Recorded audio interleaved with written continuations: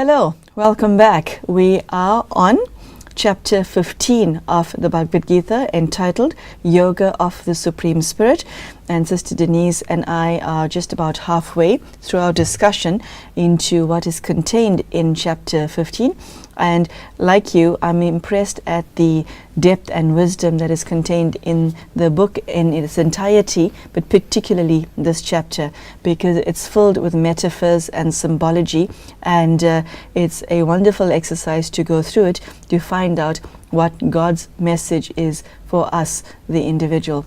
And Sister Denise has been sharing her understanding and her experience of what is contained in this chapter. A very warm welcome back to you, Sister Denise. It's great to have you here. Thank you. Sister Denise, we finished the last episode at the end of verse 8, and I'd like to now take you through to verse 9.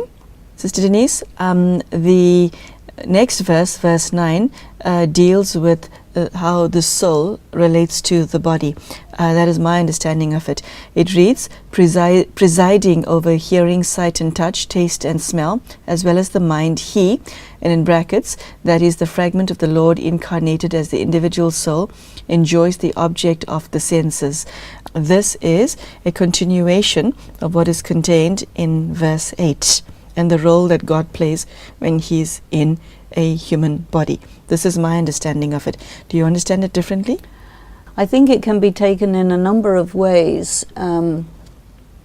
If God is going to come into a body, then he will preside over the sense perceptions, and he will be able to experience the objects of the senses. And here it says, I think it's connected, verse 9 and 10 are very much one sentence in a way. Can I interrupt you? Can I read it for the Yes. for the viewer? When he departs, capital H, remains or enjoys, and in brackets sense objects, while accompanied by the qualities, the deluded do not perceive him, those with the eye of knowledge see him. That last two aspects caught my attention. But take us through your understanding of both those verses, please. Well, the second verse, I think, makes it a little more clear that, okay, if God is going to come into a human body and use the human body, the person who is observing this will not see the person of God who has come into the other person's body. They will not. But the person who has the eye to see will see. Because you have the soul whose body it is, and you have the Supreme Soul who has come into that body and who is using that body as an instrument of communication, not just only to perceive the world through the sense organs, but also as an instrument of communication. Some souls will understand what's going on because they will see very subtly. They will see the invisible. But other people who are deluded, they will not see that. Of course, the other way to look at it is the one who is in the body is a fragment of God, and that's a soul. So this is the usual interpretation of it. But according to my understanding of God's ability to incarnate in another person's body, use that body, and communicate to souls through that body, only very, very few would be able to see it. So I would read it that way. And that is really because of how I have been studying Raj Yoga through the Murlis of the Brahma Kumaris and the knowledge that we study there. This is how I would read it, that those with the eye of knowledge can see him.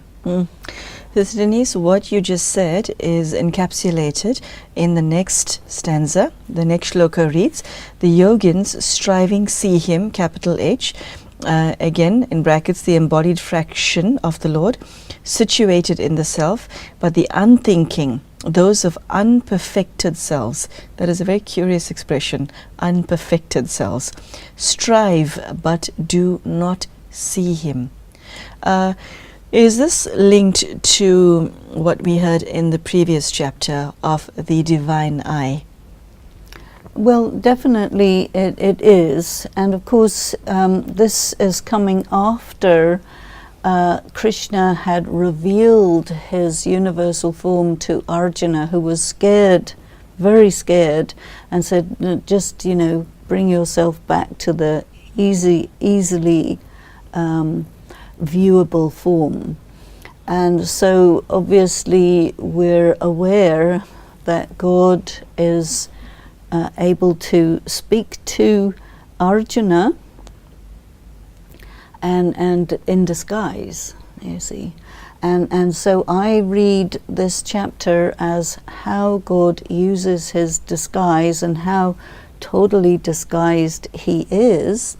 So the yogins, that means those who are absolutely focused on the remembrance of God, striving, the tapasya, going into a very, very subtle form of consciousness, they can see who has come in this body and who is talking to us. They can see, they can perceive, they can comprehend, because of course it's not something that's visible through the sense organs. And then you talk about the unthinking, those who haven't figured it out, the unperfected, those who are not so pure. They might try to see, but they won't be able to because of their grossness of consciousness. So I would read it that way, which I think is very fascinating, And then if you go to the next one, yes, is that a metaphor? It's quite lovely. It's quite lovely. That brilliance which resides in the sun, which illumines the entire universe, which is in the moon and which is in the fire, know that brilliance to be mine. That is the visuals in that. In my mind, I see fireworks and lots of light and wow. Yes. And again, I'm thinking about what you said in a previous chapter's discussion, that because we're not able to comprehend it, that is why all of these metaphors are used, so we can get an inkling into who and what God is. Sure, absolutely.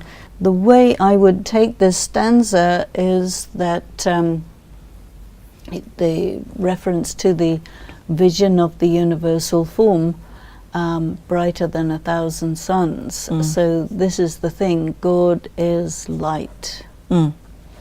And I think that very interestingly you will find that universally in all of the theistic religions, ultimately God is defined as light, but invisible light, intangible light.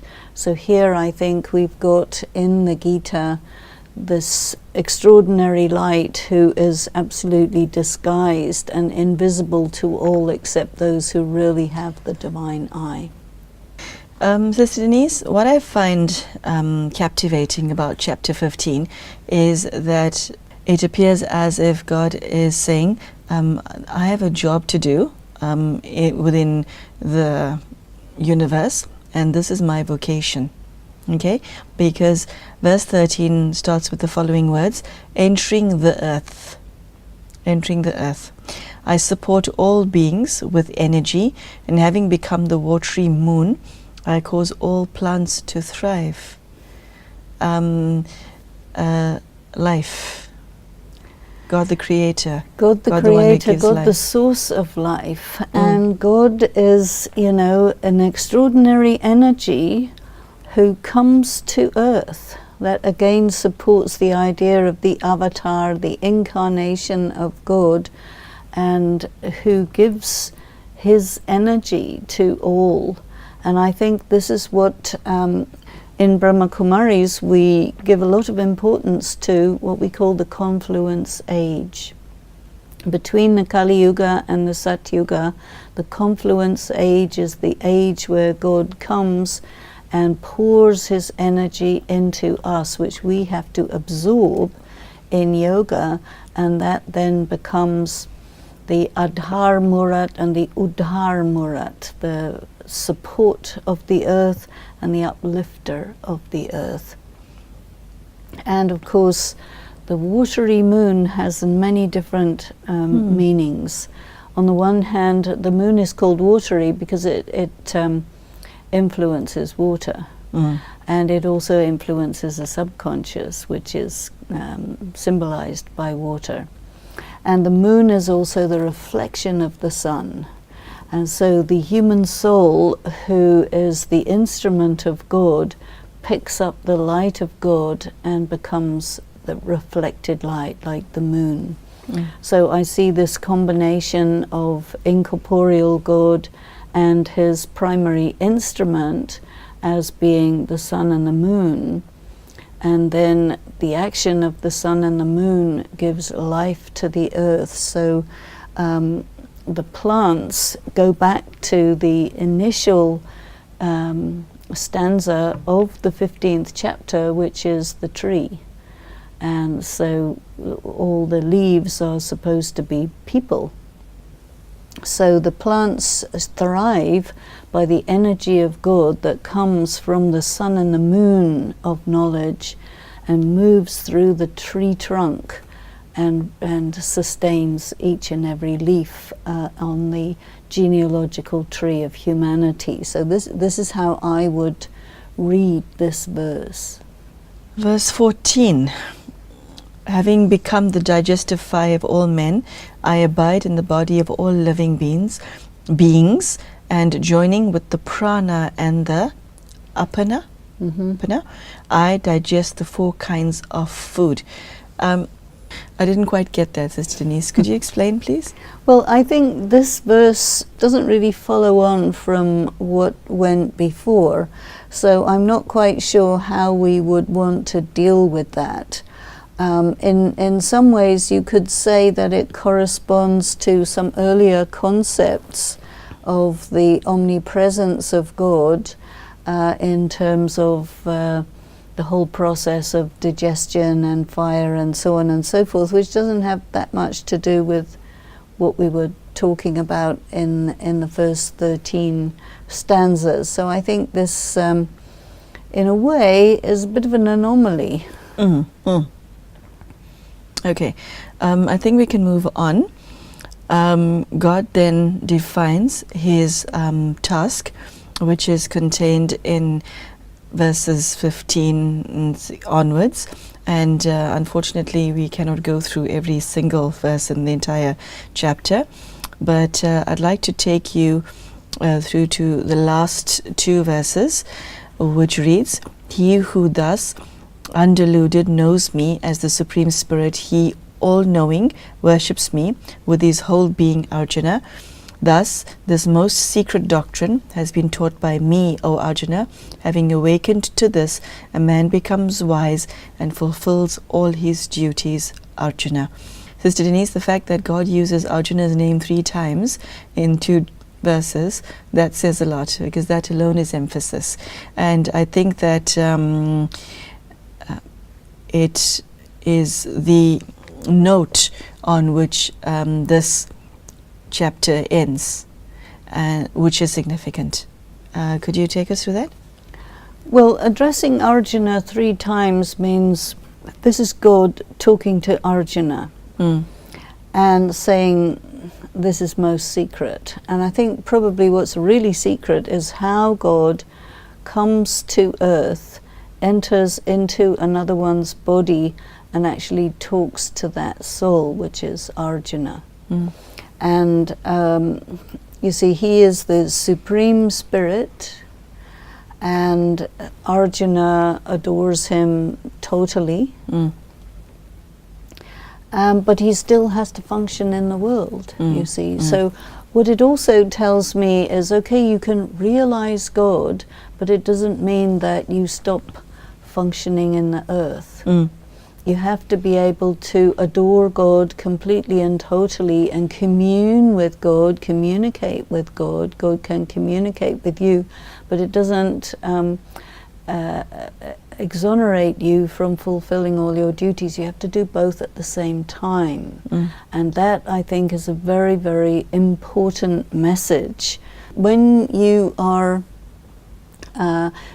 giving your life for spirituality, giving your time for spirituality, you have to fulfill all your duties at the same time. You cannot run away or escape or anything like that. This to me is very important.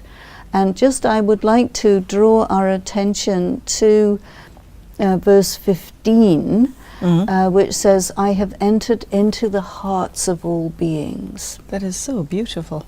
Because, yeah, you hold God in your heart. Mm. That doesn't mean that God is physically in your heart in lots and lots of fragments, because then that would not be you as differentiated from God. But he says, I've come into your heart.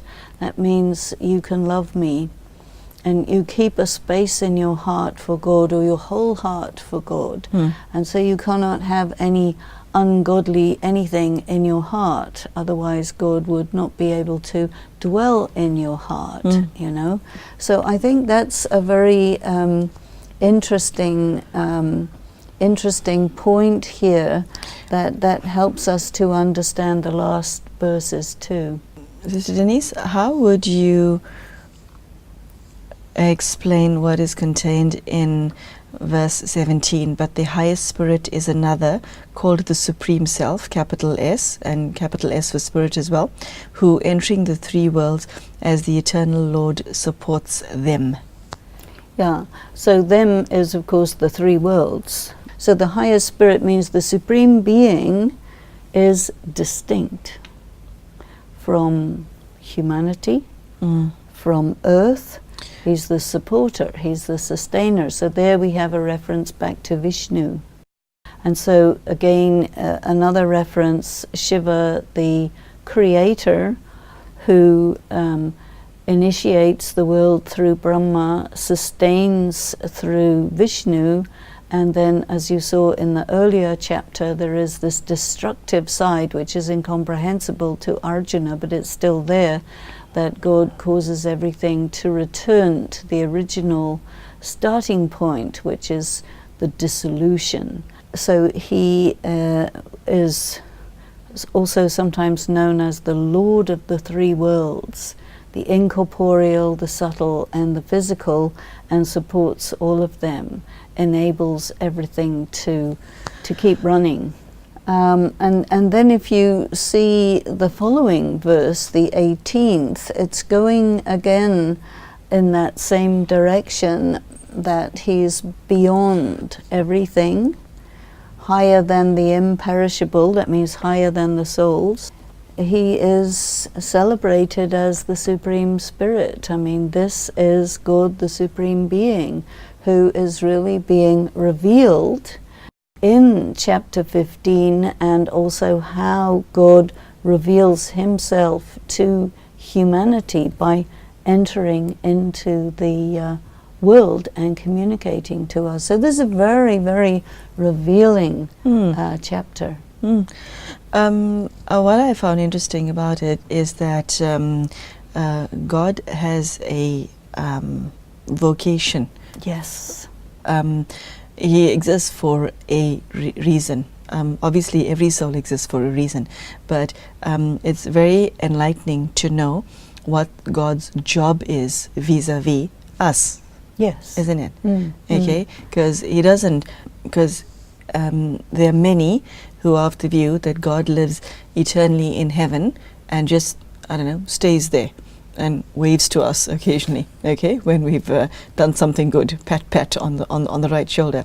But what he's saying is that I am the seed of this tree, and this is my role as the creator. That's Sister Denise, the role of the tree. The description of the tree is a very powerful image. Yes, yes. And it shows the relationship between God and humanity. It's a very sort of hands-on relationship, that God will actually come, will actually support the whole thing, and will actually enable the human spirits to have a direct encounter, a direct connection, and also he comes as the teacher. You know, so it's a very beautiful thing to know that God is not inaccessible by any means, but that our access to God is something that God himself will make possible. Yet, despite this, despite what's contained in this chapter, why do so many people still believe that God is inaccessible, despite having read and understood this? Why is there that gap? I think it's because it's not totally clear, and people can still interpret it in a number of ways. You see, for me, the fortune is to have studied with the Brahma Kumaris and seen how all of this is described in the Murlis, gives me a key to be able to say, we can see in the Gita that God actually does come and talk to humanity and is accessible. Of course, aside from this, you'll see in all the main traditions of the world that there is this communication between God and humanity. But I think we also think that this happened eons and eons ago, and that now in the 21st century that's not a question. But I think what we're seeing is that every so often God and humanity come together, and there are all kinds of indicators to suggest that this is such a time. So it means we're living in very interesting times. Yes, indeed we are. So, any message on a farewell note to our viewers who have been listening to you with rapt attention? I think probably the important point here is that the ones who have the eye to see, if you have your third eye open, if you're able to, see through all the different veils and really see, yes, God is possible for me to communicate with. God does communicate with us, and we can have that, but we don't want to be among the unperfected, we don't want to be among the deluded ones. So there has to be that striving to keep oneself so pure, so refined, so subtle, that we're actually able to grasp it and enjoy that. Okay. On that very high note, Sister Denise, I think we'll say goodbye to you today. And thank you, viewers, for joining us for this half hour. This chapter was particularly interesting and educational for me, who have, as you can tell from my accent, born in the West. And it is of interest to me because it reveals what God's job is in respect of the human race. It's a very clear message as to what God does, how he relates to us, and his role amongst his children. It's very clear that God has a role to play in the life of every single one of us, and I hope you have taken this message to heart. Thank you so much for joining us, and I do hope to see you soon. Take care and goodbye.